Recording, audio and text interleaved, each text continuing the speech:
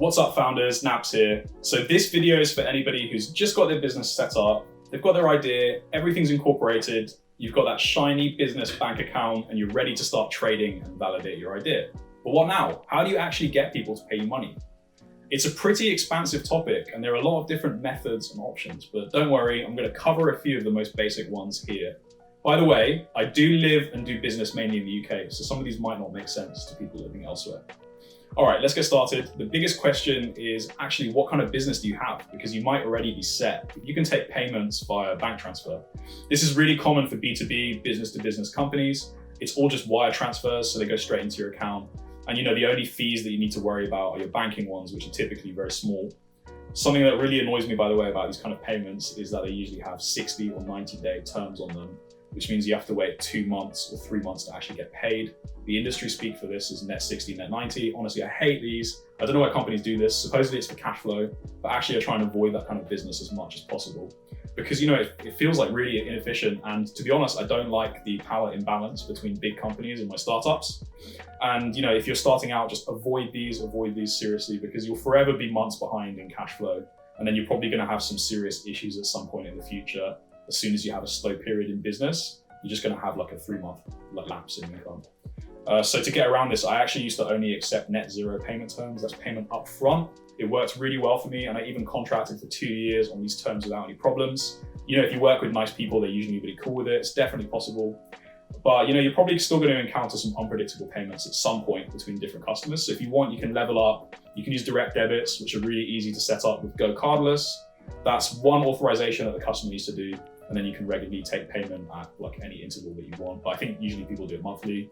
And if that's not enough for you, there's even a way to go further. You can use a service that in exchange for a small fee, it pays you upfront for your invoices, and then your slow customer can take as long as they want to pay. These have been around for a while as kind of like premium banking services from banks and stuff, but they are becoming more accessible to us now. A good example of this is Penny, which is aimed mainly at freelancers and small businesses. So that's the bank transfer world covered, I think. The next one is card payments, which are pretty much how the world goes around in getting customers to pay you when you're selling a product or a service to a lot of people. Again, there's tons of options here, many different competing providers. In my experience, if you're a developer and you have your own app, then Stripe is the way to go. Their SDKs are miles ahead of pretty much everyone else. Maybe Braintree are close. I'll go on to them in a minute. In my opinion, when you're just starting, there isn't much value in shopping around too much for good rates, unless somehow you know that you're going to do more than $1 million annual turnover.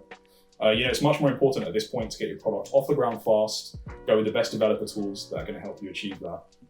So Stripe pretty much covers it all. You can do one-off payments, saved cards, subscription billing, Apple Pay, Google Pay. They even experimentally support some Chinese payment processors like Alipay.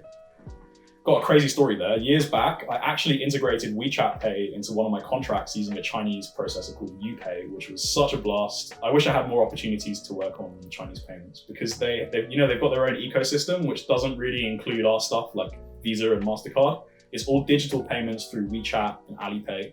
To be honest, probably in 10 years, that's what our payments are going to look like as well. It will probably be Apple and Facebook owning those processors, but let's see. That's a bit off this video anyway. It's a huge topic, so I'll probably go into that another day. The only place where you can't really use Stripe is with PayPal. This is a really common way to pay online. I actually really like it because it hides my card details from businesses, and I'm sure a lot of people feel the same. Trust is a really big factor online, especially when you're taking money from people. So remember, it's really, really worth implementing privacy stuff when you've got the resources to support it. The problem is if you go to Stripe, this is a lot more work because PayPal only allow this to be implemented in a modern way using their product Braintree, which is a Stripe competitor. You could use Braintree for everything, which is probably what they want. To be honest, it's pretty good, but I think mobile support for Apple Pay and stuff isn't quite there through third-party libraries yet, because it's a lot newer than Stripe, so I would probably choose Stripe. And then finally, you might be sitting here thinking that you don't have an app and you're running a completely different kind of startup. Maybe you're selling products and merchandise through an online store, or like you're physically running a shop, or you're even moving around and you want a card machine to help you take payments. And if this is the case, it's great news for you. There's so many ways to take payments in no-code ways.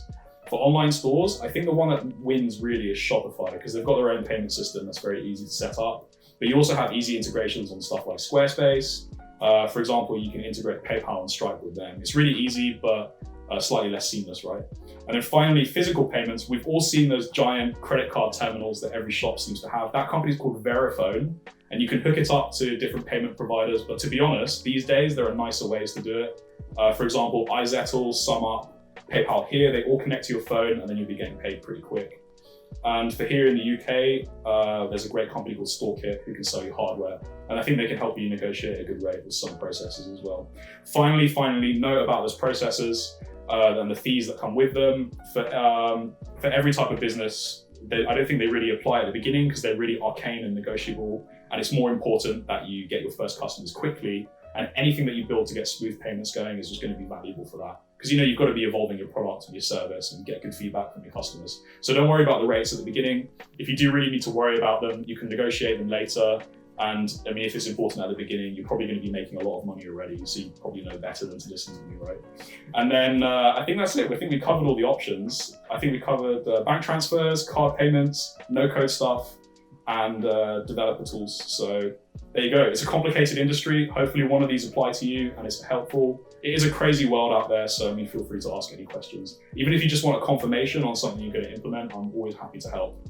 And have fun making it rain, and catch you all next time.